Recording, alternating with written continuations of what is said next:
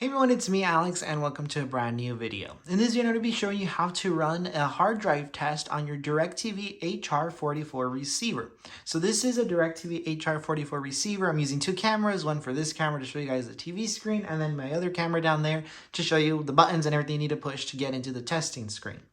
So this is the old receiver. We got a new one. This one started showing some issues with the hard drive. We would press on guide and it would be very slow. Button presses would be very delayed and it also started glitching with live TV. For example, if you put a channel and then it would start freezing and then we need to reset the receiver because it started freezing. And then you might also see a screen that says on your receiver, which I'll input right here, that says that there is a problem with the storage device. That right there is a red flag letting you know that the hard drive inside your DVR is failing. You should contact DirecTV and let them know that message, and they'll know automatically that it's best to send you a new receiver because the one you have now is going to start failing or it might not even turn on anymore. So that's why you see satellite connection issue with this one, because there's nothing connected to it anymore, just the power cable and the HDMI. So there's no antenna cable, but don't worry, this test will still work even if it's connected right now to your antenna or still using it as your main DVR.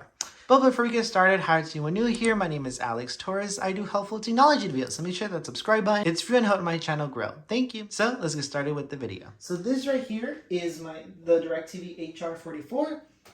Again, like I did say, it was showing issues, so there is an extra test you can run, which I'll be showing you in this video, called the hard drive testing, which is the diagnostic screens, which tells you passing or failing. So passing, of course, means it's working perfectly fine, or failing meaning that it can't even run a single test and it fails. So this one actually fails the long test on 10%. So that's very low, especially, there's two tests which I'll show you right now. So you do not need your remote for this one, for this test, because when you're gonna have to reset it, so it's gonna be showing the hello screen, so it will not recognize remote control buttons just yet. So that's the first thing we need to do. So as you can see, mine is on right now. You need to unplug it or press the reset button on the front. I'm going to be pressing the reset button in the front, is the same thing. Or if you unplug the power, that's the same. So to access the reset button, of course, if you're going to unplug it, just unplug the power cable in the back. So we're going to go ahead and open this little door right here on your HR44, and you're going to see this red button. That red button is the reset button. So again, this camera will be pointing to the TV screen so you can see how everything works in real time. So you're going to press that button once and then let it go. So you're going to press it. There we go, the screen went black. And then from here, so once your DVR is resetting, of course, right now it's going to be a black screen. We're going to wait for the screen that says running receiver self-check. Once you see that screen, we're going to enter this combination, down, select, down.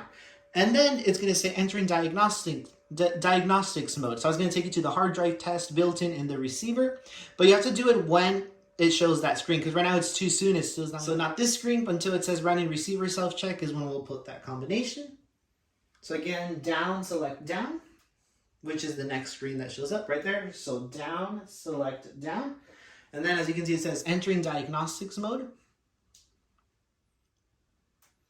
And then I'm going to block some stuff on here because it actually shows the receiver ID, which is the card it has, which you don't need to do anything on this screen, but we're going to have to navigate to utilities because that'll take us to the hard drive test. So from here, you don't need to do anything. It's just letting you know your receiver ID, which is in the card. And of course, this is the HR44 receiver.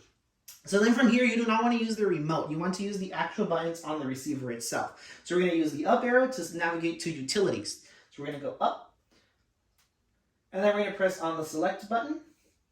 And then as you can see, there are two tests right here. As you can see, it says HDD Smart Short Test, HDD Smart Long Test. Do not touch the top one. You do not need to do anything there. I recommend you start with the short test, and then we're going to go to the long test. So of course, usually the short test usually passes because it's just testing the hard drive very little. It's just testing to make sure it can still receive button clicks, powers on, and stuff like that. So of course, those little tests, this still works with the failing hard drive because those are simple tasks. So we're going to go ahead and run that test. So we're going to go up twice, and then we're going to see that it's already on the yellow button, so we're going to press on the select button. And then it's going to see it says in progress. It's going to run that test. Of course, it's scanning the hard drive very little because this is just the short test to see if it can handle those small tasks. If it passes that one, or even if it fails that one, I still recommend you take the long one, which we'll do after this one finishes. So I'm going to cut the video here, and then I'll resume it once it's at 90%. And this one should not take longer than 5 minutes because it's just a short test, it's not the long test. So I'm gonna go and pause the video and then we'll resume once it's finished.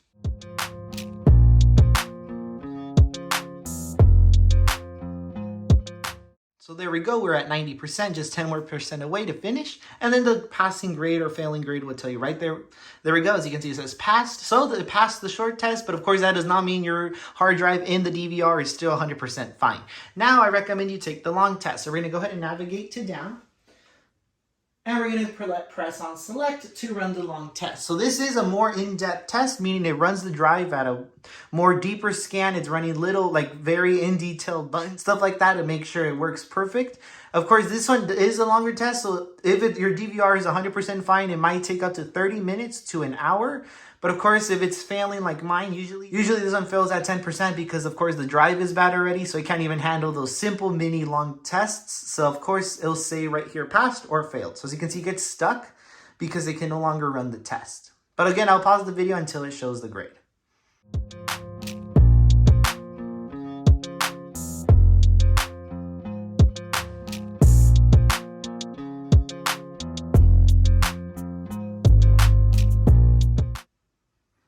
And then there we go. As you can see now it says failed. So that right there is a red flag letting you know that the hard drive in the DVR is failed. It's no longer going to work. Even if you use the DVR now, it'll be working fine for sometimes. It'll be failing sometimes because of course the short test pass, meaning simple things will work, but then you might experience a glitch or a freeze in the middle of your program, and then of course you have to reset the DVR and get that to work again. So that right there is a red flag. If you see that on your DVR, you should highly contact DirecTV. Let them know that of course it showed that there's something wrong with the storage device screen, and of course that it also failed your long test for the hard drive. So again, from here, there's nothing else to do. To get out of here, you go down to back. So we're going to navigate to down and then back. And then we're going to click on the button down here that says reboot to reboot the box back to normal operations. We're going to go down and then reboot. And then from here, it's just going to go ahead and start up again like it does. Show you the DirecTV screen. And take you back to normal operation. So for example, if this was still connected to a satellite dish, it will again show your live programs again. Of course, this one's not connected to a satellite dish anymore. So now the receiver from here is going to boot up normally. So that's pretty much it. I hope you found this video helpful. If you did, please then thumbs up, subscribe, and turn on the bell so you get notified every time I post a new video. If you have any questions, make sure to let me know in the comment section below. Thank you for watching. I'll see you next time in my next video. Bye.